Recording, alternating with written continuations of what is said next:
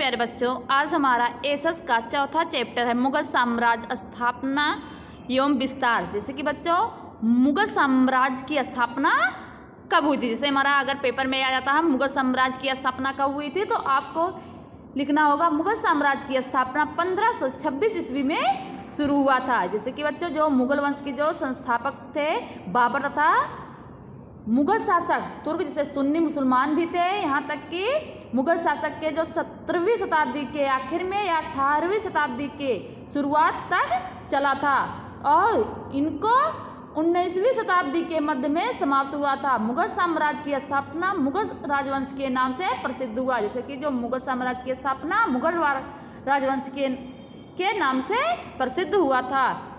फिर मुगल शासक की प्रमुख घटनाएं, जैसे कि मुगल शासक की प्रमुख घटनाएं कौन कौन सी थी, जैसे कि बाबर, हुमायूं, शेरशाह, अकबर के बीच में हुआ था। जैसे कि पहला हमारा आता है बाबर 1526 ईस्वी से लेकर 1530 ईस्वी तक।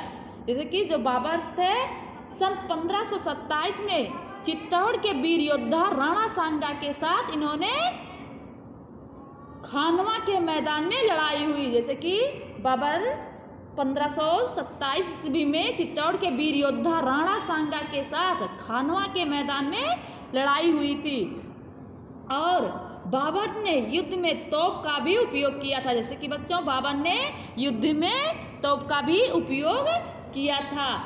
इस युद्ध में राणा सांगा की हार हुई। जैसे कि इस युद्ध में राणा सांगा की हार हुई। यहाँ तक कि सन 1530 ईस्वी में बाबर के बीमार पड़ने पर उनकी मृत्यु हो गई। जैसे कि सन 1530 ईस्वी में जब बाबर की तबीयत बहुत खराब हो चुकी थी, वो बीमार पड़ गए थे, उनकी उसी समय मृत्यु हो गई थी।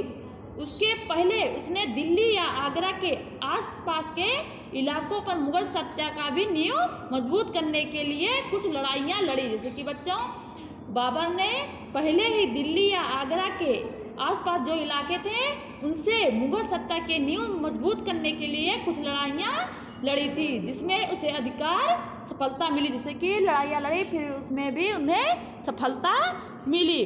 फिर हमारा आता है हुमायूं। जैसे कि हुमायूं के बारे में बताया गया है कि हुमायूं बाबर के बाद हुमायूं दिल्ली की गद्दी पर आया। जैसे कि बाबर के बाद हुमायूं दिल्ली की गद्दी पर आया। यहाँ तक कि जो उनके पिता की वसीयत के अनुसार राज्य का विभाजन करके प्रत्येक भाई एक एक प्रांत दिया। जैसे कि बच्चों ये होता है कि जैसे अगर 4 भाई हों तो उनको सबको हिस्सा मिलना चाहिए, तो इसलिए उनके पिता की वसीयत के अनुसार राज्य का विभाजन करके प्रत्येक भाई को एक एक प्रांत दिया गया। यहाँ तक कि जो दिल्ली का शासक उसने अपने पास रखा। जैसे कि बच्चों जब उसने प्रत्येक राज्य को एक एक प्रांत अपने भाइयों को दे दिया, लेकिन दिल्ली का शासन उसने अपने पास रखा। यहाँ तक कि हुमायूं का भाई कामरान और अफगान के विरुद्ध सतत संघर्ष करना पड़ा। यहाँ तक कि शेरशाह के सामने हुमायूं की 2 बार पराजय होने पर, जैसे कि शेरशाह के सामने हुमायूं की 2 बार पराजय होने पर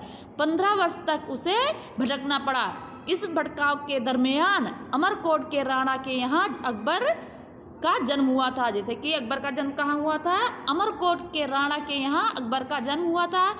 शेरशाह के पश्चात के सरदारों से हुमायूं ने दिल्ली का राज्य पुनः प्राप्त किया। जैसे कि शेरशाह के पश्चात के जो सरदारों से हुमायूं ने दिल्ली का राज्य पुनः प्राप्त किया था। फिर हमारा शेरशाह कौन थे, जैसे शेरशाह सूरी अफगान सरदार थे जो अपने मेहनत से आगे बढ़ा। जैसे कि जो शेरशाह था वह अपनी मेहनत से आगे बढ़ा, यहाँ तक कि हुमायूं को भी 2 बार हराया था। शेरशाह ने दिल्ली का शासक पाने के बाद महत्वपूर्ण विजय प्राप्त की। यहाँ तक कि काबुल में बंगाल और मालवा तक उसने अपने राज्य की सीमा बढ़ाई। जैसे कि बच्चों जो काबुल से बंगाल तक का मालवा तक उसने अपने राज्य की सीमा बढ़ाई। यहाँ तक कि शेरशाह ने दिल्ली का शासक पाने के लिए कुछ महत्वपूर्ण विजय प्राप्ति से काबुल में बंगाल, मालवा तथा अपने राज्य की सीमा बढ़ाई। शेरशाह को इतिहास एवं सुधारवादी के रूप में स्मरण किया जाता था। जैसे शेरशाह के बाद दिल्ली का मुगल शासक की पुनः स्थापना हुई। जैसे कि बच्चों शेरशाह के बाद दिल्ली पर मुगल शासक की पुनः स्थापना हुई। फिर हमारा था अकबर। जैसे अकबर कौन थे, अकबर की उम्र, जैसे कि बच्चों अकबर की उम्र 13 वर्ष की थी। जैसे कि जब ये लड़ाई हो रही थी तो अकबर की उम्र कितनी थी? 13 वर्ष की थी जब उसने पिता हिमायू का निधन हुआ था। जैसे कि अकबर, जब उनके पिता हिमायू की मृत्यु हुई थी तो अकबर कितने वर्ष का था? 13 वर्ष का था। यहाँ तक कि सन 1885 में से लेकर 1605 ईस्वी के दरमियान अकबर के साम्राज्य का विस्तार हुआ था। जैसे कि बच्चों 1885 ईस्वी से लेकर 1605 ईस्वी के दरमियान अकबर के साम्राज्य का विस्तार हुआ था। इसमें उसने कंदहार, कश्मीर, काबुल जैसे राज्यों को अपने साम्राज्य में मिला दिया था। जैसे कि बच्चों कंदहार, कश्मीर, काबुल जैसे राष्ट्र को अपने साम्राज्य में मिला दिया था। कौन? उनके जो पिता थे, अकबर के पिता हिमायू ने जो दक्षिण में खानदेश या अहमदाबाद जैसे प्रदेश पर भी सत्ता स्थापित किया। जैसे कि दक्षिण में खानदेश और अहमदाबाद जैसे प्रदेश पर भी अपना सत्ता स्थापित किया। फिर हमारा आता है मुगल का अन्य शासकों के साथ संबंध। जैसे कि बच्चों मुगल का अन्य शासकों के संबंध कैसे थे? जैसे कि हिमायू जब वह शासक बना, जैसे कि जब हिमायू शासक बना तो उसने अपने हिंदू शासकों की मदद ली। जैसे कि जब हिमायू शासक बना तो उसने अपने हिंदू समाज जैसे हिंदुओं से मदद ली। उसे पता था कि राजपूतों के अवहेलना करने से इस देश में राज शासन नहीं किया जा सकता। जैसे कि अगर राजपूतों की अवहेलना करने से इस देश में हमें शासन नहीं किया जा सकता। इस कारण उसने उन लोगों के साथ संबंध बनाया जिसने विश्वास में उसने मेवाड़ के सिसोदियों राजपूतों के लंबे समय तक अकबर के टक्कर लिया था। जैसे कि राजपूतों ने लंबे समय तक अकबर से टक्कर लिया था। जैसे कि उन्होंने संबंध बनाकर उसने सत्ता भी नहीं मानी। जैसे कि उन्होंने उसको सत्ता नहीं मानी, उसके विरुद्ध संघर्ष हुआ और सिसोदिया दिया। राजपूतों के लंबे समय तक अकबर ने भी टक्कर लिया था। जैसे फिर हमारा था गद्दी वारिस की परंपरा। जैसे कि गद्दी वारिस की परंपरा क्या थी? जैसे कोई भी शासक राज्य के उत्तराधिकारी नियुक्त करता था। जैसे कोई भी शासक राष्ट्र का उत्तराधिकारी नियुक्त करता था। यहाँ पे अधिकतर बड़ा पुत्र उत्तराधिकारी के रूप में नियुक्त किया गया था। इस नियम के बदले में मुगल शासक में सभी पुत्रों को शासन एक समान भी राज्य भी बांट दिया गया था। यहाँ तक कि जो बच्चों जो प्रणाली हिमायू के समय का, उसके बाद में शासन काल में राजगद्दी के लिए अनेक छल प्रपंच किए गए थे। यहाँ तक कि भाइयों के बीच में झगड़े में जिसे सफलता मिली थी वह दिल्ली की राजगद्दी पर बैठा था। फिर हमारा आता है राजतंत्र की व्यवस्था। जैसे कि बच्चों राजतंत्र की व्यवस्था कैसे थी? राजतंत्र व्यवस्था जैसे मुगल समय में सूबेदारी अमल में थी। जैसे अकबर ने अपने राज्य का 15 जितना भाग किया था। प्रत्येक सूबा या प्रांत के रूप में जाना जाता था। यहाँ तक कि सूबा के जो उस विभाग को सरकार तथा सरकार के उप विभाग को परगना कहा जाता था। जैसे परगना ऊपर आमिल था, वह महसूल के काम करता था, अर्थात परगना का वसूल एकत्र करने के लिए, जैसे कि इनको एकत्र करने के लिए गांव के ग्राम पंचायत तथा उस मुखिया के पटेल, चौधरी, एकादम जैसे पदों की पहचान किया था। यानी इस समय समाज में इस तरह के पद भी पाए जाते हैं और इनकी जो राज्य व्यवस्था की संपदा थी, जिसे जी राज्य व्यवस्था की संपदा न थी, वह मुगल, भारतीय तथा गैर भारतीय विदेशों के तत्वों में समीक्षण किया गया था। फिर हमारा था शेरशाह के सुधारक। इसके शेरशाह सुधार कौन थे? जैसे कि दिल्ली के जो शेरशाह का शासन 5 वर्ष तक रहा। यहाँ तक कि जो शेरशाह के एक योद्धा के रूप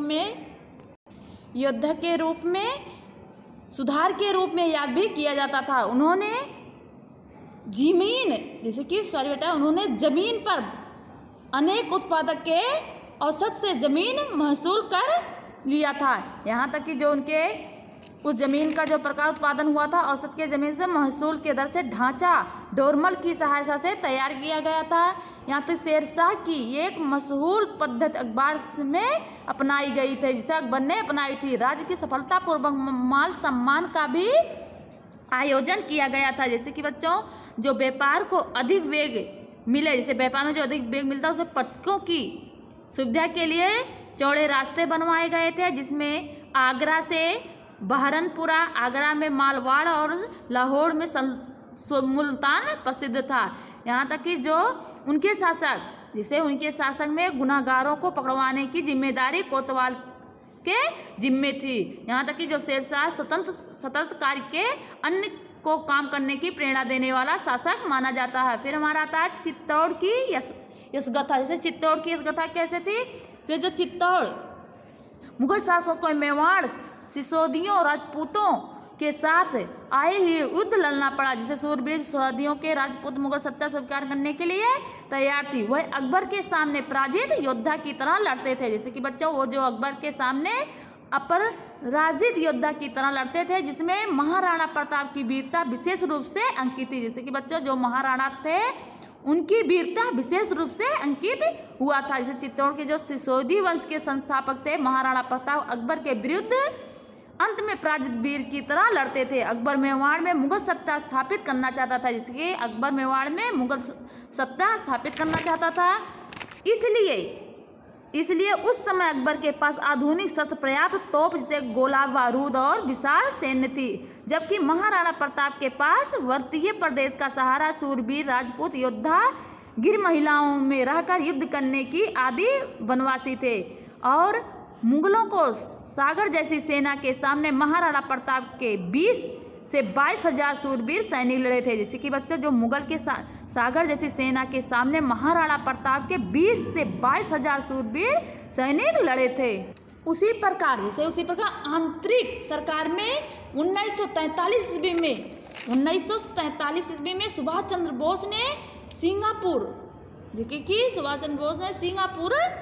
में अर्थात उसका आबादी आज़ादी का भी स्थापना किया था और उनके पतंग में सोऊंगा नहीं, जैसे कि चित्तौड़ के सिवा, जैसे कि जो चित्तौड़ के योद्धा थे उन्होंने कहा था कि मैं कभी नहीं सोऊंगा, और उनकी प्रतिज्ञा जीवन के अंत तक उन्होंने निभाई थी। फिर हमारा आता है हल्दी घाटी का युद्ध। जैसे कि बच्चों यहाँ पे आपको दिखाई दे रहा है हल्दी घाटी का युद्ध कब हुआ था। हल्दी घाटी का युद्ध जब चरम सीमा पर था। जैसे कि जब हल्दी घाटी का युद्ध जब चरम सीमा पर था, तब उन्होंने महाराणा प्रताप के एक इशारे पर चेतक अश्व की ऊंची छलांग लगाकर मुगल सेनापति के हाथी को रौंद दिया था। जैसे कि हल्दी घाटी का जब युद्ध हुआ था जो उनकी चरम सीमा पे था, महाराणा प्रताप ने एक इशारे पर चेतक अश्व की ऊंची छलांग लगाकर मुगल सेनापति के हाथी के रौंद दिया था। यहाँ तक कि हाथी ने रौंद दिया था, उन्होंने अपने